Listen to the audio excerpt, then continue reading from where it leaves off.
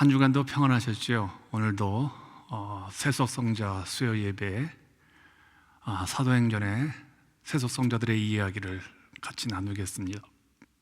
오늘은 사도행전 12장 13절에서 19절의 말씀이죠. 영웅 베드로가 교회 역사의 무대에서 퇴장했다라는 말씀을 가지고 같이 나누도록 하겠습니다. 우리가 지난주에 베드로가 감옥에서 천사의 도움으로, 즉 하나님의 은혜로 무사히 탈출하고, 그 다음에 당시 초대교인들은 위기 때마다 모여서 기도했던 그 마가의 다락방, 그래서 베드로도 당연히 그곳으로 갔습니다. 자, 13절에서 15절 말씀을 보겠습니다. 베드로가 대문을 두드린데 로데라는 여자아이가 영접하러 나왔다가 베드로의 음성인 줄 알고 기뻐하여 문을 미쳐 열지 못하고 달려 들어가 말하되, 베드로가 대문 밖에 섰더라 하니 그들이 말하되 내가 미쳤다 하나 여자아이는 힘써 말하되 참말이라 하니 그들이 말하되 그러면 그의 천사라 하더라. 베드로가 마가의 다락방에 도착해서요, 대문을 두드리자 그 집에 하녀 로데가 나와서 베드로임을 알아채고 너무나 기쁜 나머지 문도 열지 않고요, 안으로 들어가서 기도하고 있던 초대 교우들에게 이제 알렸지요. 그런데 하녀의 말을 들은 당시 초대 교우들의 반응이 너무 예상 밖이었습니다. 베드로의 구출 소식에 환호하거나 베드로를 영접하기 위해 뛰어가지 않았다는 겁니다. 그들은 도리어 하녀가 미쳤다고 말을 합니다. 그러자 이제 하녀가 힘써 말하되 참말이라, 이것은 이제 미완료형으로 되어 있습니다. 그래서 한 번 말한 것이 아니라 억울해가지고 계속 동일한 행동, 동일한 말을 반복할 때 쓰는 이제 시제지요. 이런 상황에서 하녀는 힘써 말하되 참말이라고 한 번만 말한 것이 아니라 계속 말을 했다는 겁니다. 봤으니까요. 그리고 베드로가 집 앞에 있기 때문에 그렇죠. 그러자 그들은 그것은 베드로의 수호 천사라고 생각을 합니다. 왜냐하면 그들은 이미 베드로가 죽었고 천사가 베드로의 죽음의 소식을 알리기 위해서 왔다고 생각한 겁니다. 그의 천사, 당시 유대인들 사이에는 각 개인을 보호하는 수호 천사가 있으며 그 천사가 보호 대상의 모습이나 목소리를 흉내냈다는 믿음이 있었습니다. 성도들은 베드로가 이미 죽어 그의 수호 천사가 나타난 것이라고 추측했던 것이죠. 이 사건은 하나님께서 천사를 통해 베드로를 직접 구원하셨을 뿐만 아니라 당시 사람들이 개인마다 수호 천사가 있다고 믿었음을 성경적 맥락에서 보여지는 대목이라고 저는 생각을 합니다. 여기서 잠시 묵상을 해보겠습니다. 왜 초대교우들은 하녀가 미쳤다고 말했을까요? 아마 그것은 그들이 이렇게 기도를 했기 때문에 그런 것 같아요. 그들은 베드로가 감옥에 들어갈 때마다 살려달라고 기도하기보다는요, 복음 사역을, 그리고 사도로서의 권위를 위해서 기도했던 것입니다. 그러므로 교우들은 이번 세 번째 베드로가 감옥에 들어갔을 때는 살 수 있다고 생각하지 않았던 거예요.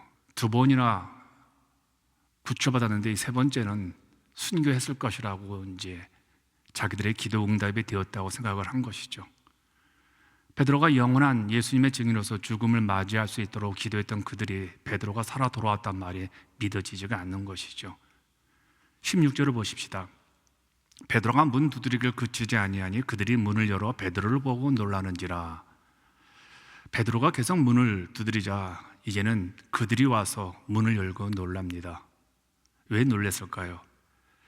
기도한 내용이 응답되지 않았기 때문에 놀란 거죠. 그들은 베드로가 순교할 것을 놓고 기도한 겁니다. 권위 있게 초대교회의 대표적인 리더십을 갖고 있는 베드로가 그렇게 순교할 것을 놓고 기도한 것이죠. 그런데 살아 돌아왔으니까 놀란 것이죠. 여기서 이런 묵상을 해봅니다. 도대체 기도란 무엇일까? 우리의 기도 응답과 불응답은 어떤 의미가 있을까라는 생각을 해봅니다.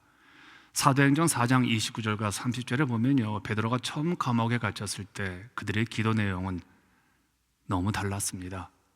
박해자의 위협 속에 살아가는 초대 교우들은 어떤 상황에서도 복음을 증거하는 사람이 되도록 자신들을 하나님의 은혜 앞에, 인도하심 앞에, 보호하심 앞에 보살펴달라고 기도했습니다. 그러므로 당연히 베드로도 어떤 상황에 주어지든 그 상황을 받아들이고 그 상황 속에서 주님의 증인으로 살 수 있도록 초대교우들은 기도한 겁니다. 초대교우들은 감옥에 들어간 베드로가 살아 돌아오도록 하나님의 은혜가 그들을 구출하도록 기도한 것이 아니라 그 상황 속에서도 주님 제자로서 증인의 삶을 살 수 있도록 사도 베드로의 권위적 초라한 죽음이 아니라 하나님의 종으로서의 순교적 죽음을 놓고 기도한 겁니다. 그런데 순교를 위해 기도했는데 응답되지 않는 살아 돌아온 것을 보고 놀란, 저는 이렇게 해석을 합니다. 우리도 이런 기도가 좀 필요하지 않나 싶습니다. 17절입니다. 베드로가 그들에게 손짓하여 조용하게 하고 주께서 자기를 이끌어 오게서 나오게 하던 일을 말하고 또 야고보와 형제들에게 이 말을 전하라 하고 떠나 다른 곳으로 가니라. 여기서 손짓하여 조용하게 하고 늘 당당하게 감정적으로 말하던 베드로가 달라진 것이죠. 아마 조용조용 얘기를 한 것 같아요. 아마 이렇게 하지 않았을까라는 생각도 해봅니다. 그러면서 당부를 하죠. 야고보와 형제들에게 이 말을 전하라. 베드로는 자기가 어떻게 살아 돌아왔는지 하나님의 은혜로 천사의 도움으로 감옥을 탈출한 이야기를 전했겠지요. 아주 상세하게 설명한 다음에 이제 그것을 떠나려고 합니다.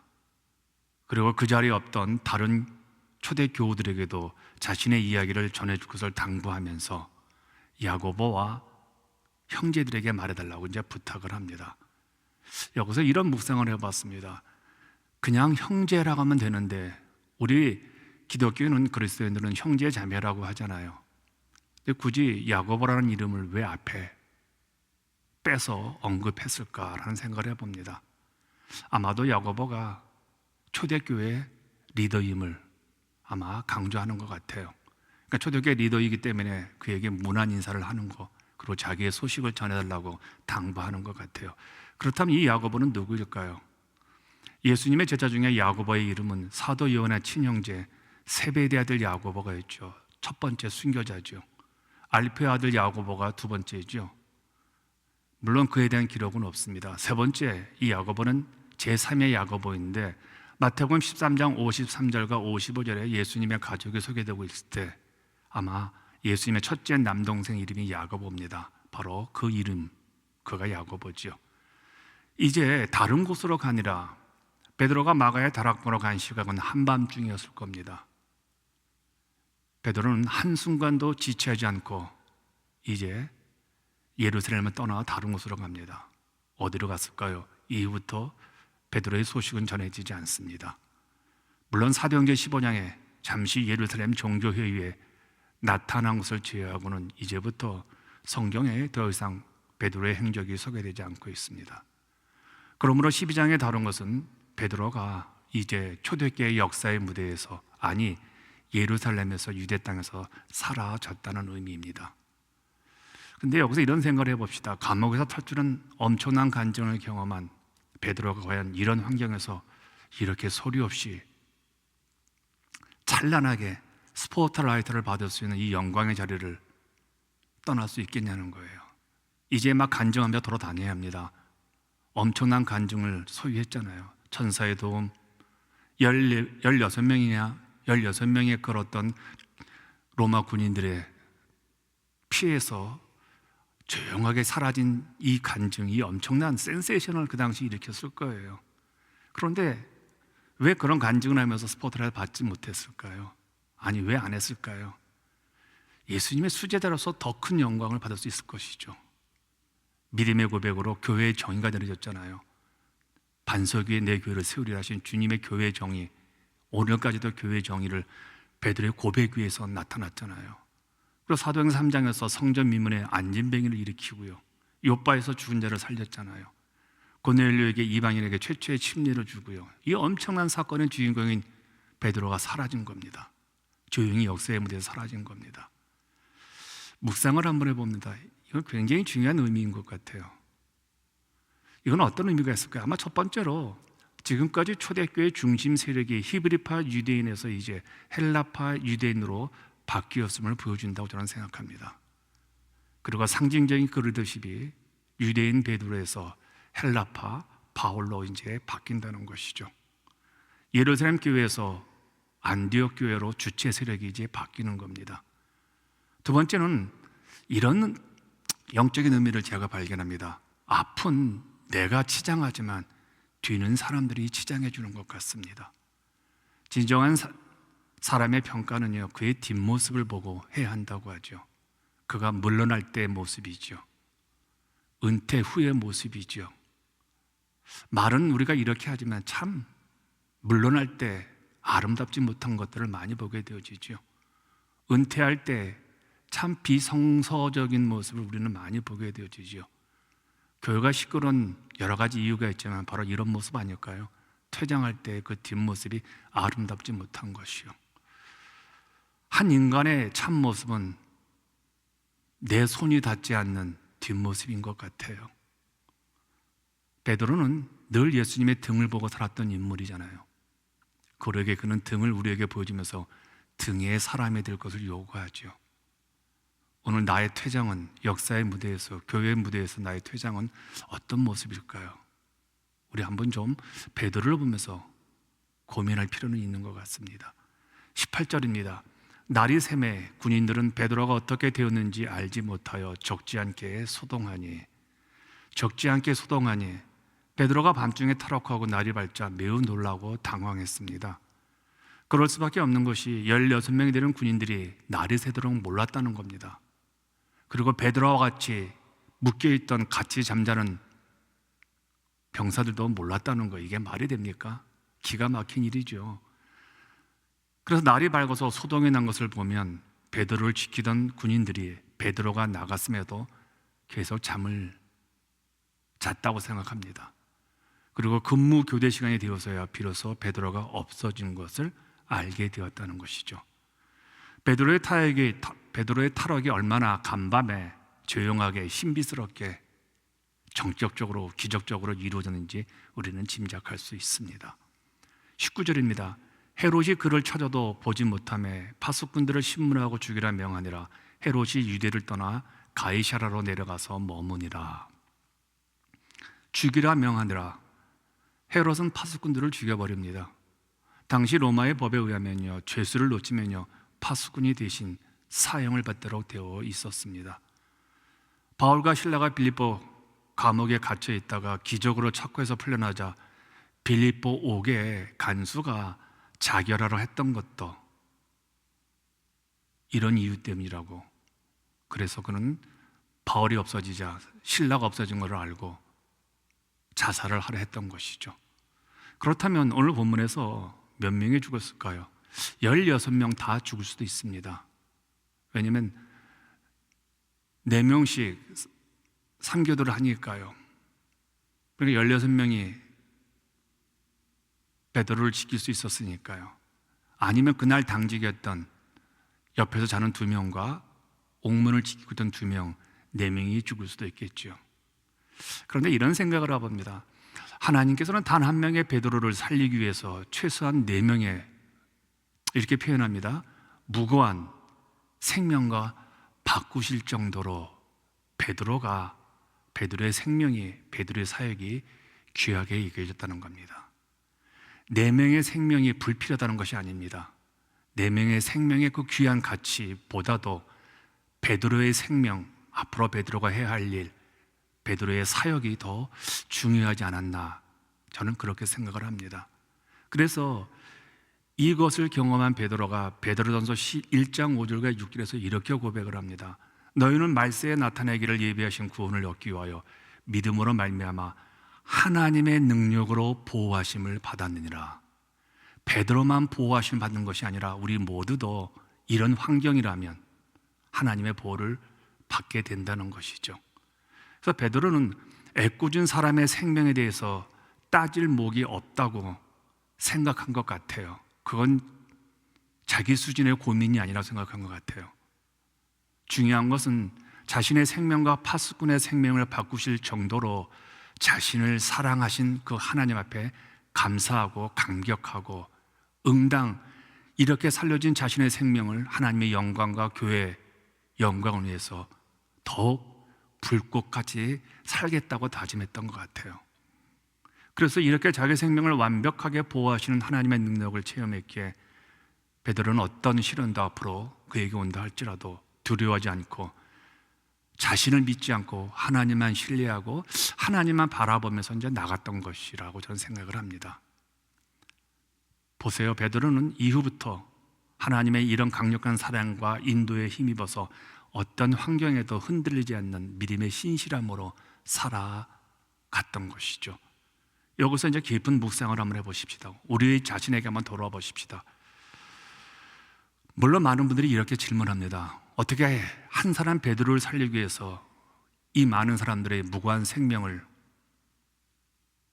죽일 수 있겠느냐는 거예요. 또한 어떤 윤리학자, 어떤 성서학자는 이렇게 말합니다. 바울과 실라는 도망가지 않고 간수들을 살렸는데 베드로는 왜 도망갔느냐, 이렇게 또 이야기하는 학자들도 있습니다. 그런데 여기서 우리는 이런 평가보다는 자신을 베드로와 동일시하는 우리들은 파수꾼들의 죽음을 불공평하다고 보지 말고 보잘것없는 내 자신을 최소한 4명의 파수꾼과 바꾼 것에 대해서 하나님의 사랑, 하나님이 내 생명을 귀하게 여긴다는 이 부분만 우리가 좀 받아들였으면 합니다. 왜냐하면 하나님의 통치와 주권은 우리의 짧은 생고는 알 수 없잖아요. 나는 잘 살고 있는데 왜 저 집안은 망하느냐, 나는 구원받았는데 왜 저 사람은 구원 못 받았느냐, 이거는 우리의 물론 고민해야 될 얘기지만 좀 더 우리 쪽에서 생각을 좀 해볼 필요가 있습니다. 온 지구를, 가치를 다 더해도 한 사람의 생명을 귀하게 여기시는 하나님의 사랑, 이 지구에서 가장 존귀한 자로 나를 보시고 그의 아들 예수 그리스도를 죽이신 십자가의 그 사랑, 우리는 그 시각으로 좀 옮길 필요가 있죠. 왜냐하면 이렇게 이 지구상에 있는 수많은 사람보다, 영혼보다 나를 더 사랑하신 하나님의 사랑을 안다면요, 인식한다면요, 우리는 평생 겸손하게 어떤 상황에서 하나님 영광과 교회의 온전한 건강한 회복을 위해서 우리는 희생을 마다하지 않을 겁니다. 그리고 흔들림 없이 주님만을 담대하게 쫓는 것일 거예요. 그래서 저는 여기서 4명의 또 16명의 죽음보다는 하나님께서 나를 사랑하시고 나를 인도한다는 이 기본적인 주님 사랑으로 돌아갔으면 하는 마음이 있습니다. 헤롯이 유대를 떠나 가이사라로 내려가서 머무니라. 이제 베드로로 인해 파수꾼들의 신문을 받고 죽임을 당하게 되는데 베드로의 탈옥이 헤롯에게 얼마나 큰 충격을 주었는지 우리는 짐작해 볼 수 있습니다. 왜? 유대를 떠납니다. 가이사라로 내려갔다고 하죠. 왜 가이사라로 갔는지 정확한 이유는 알 수 없지만 여기서 헤롯이 가이사라로 내려갔다는 것은 그가 계획하고 진행했던 초대교회 박해가 사실상 실패로 끝났다는 것을 보여줍니다. 그는 로마 총독부가 있는 가이사라로 가서 좀 안식하자고 했던 것 같아요. 쉬고자 했던 것 같아요. 그런데 헤롯은 그곳이 자신의 죽을 곳이 될 줄 몰랐던 것이죠. 여기서 묵상을 해봅니다. 우리가 편히 쉬고자 했던 것이 어쩌면 하나님은 우리를 사지로 몰아넣을 수 있습니다. 선택, 통치, 주권이 그래서 중요하죠. 인생은, 세상은 내 마음대로 내가 선택하는 대로 되어가는 것 같지 않아요. 그래서 오늘 하루 주어진 이 생명의 날 새로운 마음으로, 그리고 마지막으로 살 것처럼 우리는 최선을 다해서 주님 앞에 신앙생활하고 주어진 교회에 최선의 희생을 드리는 것이 우리에게 마땅한 삶인 것 같아요. 내일은 우리에게 없는 것 같잖아요. 자, 초대교회 세속성자들이 우리에게 내려준 이제 믿음의 숙제를 오늘은 한 2가지 차원에서 한번 살펴보고자 합니다. 첫 번째입니다. 우리 인생에서 우리가 작은 문제, 큰 문제라고 나누지 하나님에게는 모든 문제가 다 똑같다는 겁니다. 우리가 1층을 보고 10층을 보지만 하나님은 하늘에서 보면요 1층이나 100층이나 다 똑같이 보인다는 이 사실입니다. 그렇다면 한 사람의 똑같은 어려움을, 똑같은 문제를, 똑같은 환난을 계속해서 받는 것은 무슨 의미가 있을까요? 베드로는 감옥에 3번이나 똑같은 문제로 들어갑니다. 한 번도 아니고 3번입니다. 이런 상황이 베드로에게 있었을 우리에게 말해주는 그 중요한 특징 중에서 하나는 이겁니다. 감옥에 들어간 3번의 사건을 소개하는 성경의 의도, 첫 번째는 사도행전 4장 3절이죠. 이때는 전도하다가 하룻밤만 감옥에 있다가 풀려납니다.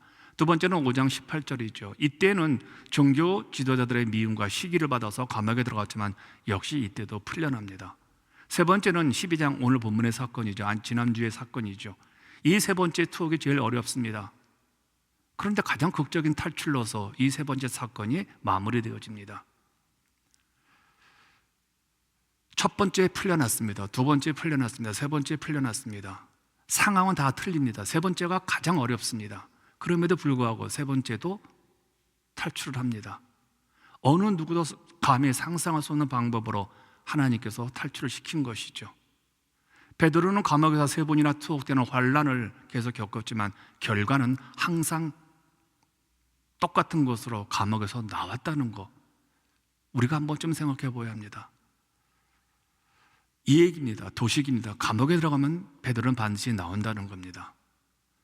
베드로의 탈출은 우리 인생에게 적용해 볼 수 있습니다. 우리는 아무리 어려운 상황이랄지라도 하나님께는 항상 똑같다면, 어떤 위험, 어떤 어려운 인생의 문제를 할지라도 하나님께 다 똑같다면, 물론 우리 앞에서는 어떤 구분이 있을 수 있습니다. 이거는 암이다, 이거는 감기다, 이 문제 정말 어렵다, 이 문제는 내가 감당할 수 없을 것 같다. 그러나 하나님 쪽에서는요, 전혀 구분이 안 된다는 겁니다. 베드로에게 1차, 2차, 3차가 갈수록 어렵고 힘든 상황이지만 하나님은 1차도 똑같이 탈출, 2차도 똑같이 탈출, 3차도 똑같이 탈출했다면 해결하신 하나님의 결과는 똑같다는 겁니다. 우리에게 문제의 시작과 과정은 다를 수 있지만 하나님의 주실 결과는 다 똑같다는 겁니다. 전 이게 굉장히 위로가 됩니다. 아우성을 치지만 또 조용히 감당하지만 결과는 하나님 편에서는 똑같은 은혜로 인도로 우리를 인도하신다는 겁니다. 이 사실을 받아들이면서 우리가 좀 더 담대하게, 대범하게 우리의 길을 걸어갈 필요가 있습니다. 두 번째입니다. 야고보이기 때문에 기독교가 보존되었습니다. 기독교는 한 사람의 소중함과 가치를 말하고 있습니다. 물론 리더의 역할이 이 정도로 중요합니다. 이슬람의 마호메트는 570년경 메카에서 태어났죠. 일찍 부모를 잃고 삼촌 아부 탈리브 집에서 살았습니다. 숙부의 소개로 25살에 부유한 40세 과부 하디자와 결혼했고 3남 4녀를 얻었습니다. 그런데 아들이 다 죽었습니다. 이때부터 명상에 들어가 그의 나이 40살에 알라의 계시를 받아 이슬람교를 만들었습니다. 632년에 마호메트는 죽고 이슬람교는 심각한 내분이 일어납니다. 수니파와 시아파의 분열이죠. 수니파는 유일신 알라와 그의 사자인 마호메트를 믿는 단순하고도 소박한 교리를 으뜸으로 합니다. 전 세계 이슬람교의 90%가 수니파죠. 시아파는요, 이슬람교의 윤리성을 극단적으로 추격하는 과격파라서 오늘날 이란이 대표적인 그런 나라입니다. 전 세계 모든 테러가 이 시아파에서 출발하고도 하죠. 그런데 이런 분열의 한복판은요, 마호메트의 사위였던 알리라는 인물이 중심입니다. 아들이 다 죽었으므로 사위 알리의 피를 이어받은 자녀들이 이슬람교의 지도자가 될 수 있다는 것이 시아파의 주장이고, 수니파는 이것을 인정하지 않았기에 분열이 됩니다. 그런데 문제는요, 알리는 사위 이전에 마호메트의 사촌동생입니다. 마호메트는 숙부의 도움으로 성경했기에 사촌동생인 알리를 사위로 받아줌으로 숙부에 대한 은혜를 갚은 겁니다. 그러니까 동생이 형의 원대한 뜻을 저버리고 동생이 이슬람교를 분열시킨 것이죠. 그런데 기독교를 보십시오. 예수님이 돌아가시고 예수님의 동생 야고보가 초대교회의 리더가 됩니다. 예루살렘 교회의 담임 목사가 되어지죠. 사도행전 15장을 보면요, 기독교 역사상 최초로 기독교 종교회의가 여는데 그 총회 의장이 야고보입니다. 이때 만약에 야고보가 잘못 판단했다면 기독교는 분열되었을 겁니다. 헬라파 기독교, 유대파 기독교로 말미암아 이방인 기독교, 이스라엘 기독교로요. 그런데 야고보가 예수님이 부활하신 다음에 초대교회 지도자가 된 것은 당시 모든 종파가 그렇지만 기독교가 마찬가지로 혈통 때문이었습니다. 물론 그가 처음부터 예수님을 좋아했던 것은 아니죠. 예수님이 미쳤다고 하면서, 형이 미쳤다고 하면서 형을 비난하기도 우리가 요한복음 7장을 보면 나오죠. 이런 야고보가 초대교회 지도자가 된 이후에 한 번도 실수를 하지 않습니다. 중용을 지키고 초대교회를 건강에 인도한 지도자 되어주고 절대적으로 교회 분열을 막았던 인물이 이 야고보입니다. 그래서 사도들이 이 야고보를 존경했던 것이죠. 그런데 초대교회가 점차적으로 야고보에게서 사도들과 바울에게 리더십이 바뀌어가고 있습니다. 이것은 혈육인 야고보로서는 매우 힘든 상황이 되었을 수 있습니다. 모든 종교가 이런 부분에서 분열이 일어납니다. 혈통 중심에서 이제 새로운 탁월한 리더십이 생겨났을 때 글로 옮겨갈 때 모든 종파가 혈통주의와 또한 새로운 리더십으로 나눠지게 되어지죠. 핏줄을 중요하게 생각하는 유대인들에게는 더하면 더했지. 그런데 야고보는요, 혈통주의로 자기의 권위를 놓치지 않으려고 발버둥치지 않았습니다. 그는 기독교의 분열을 원하지 아니었고요, 사도행전 15장에서 엄청난 리더십을 발휘해서 기독교를 하나로 묶는 데 성공합니다.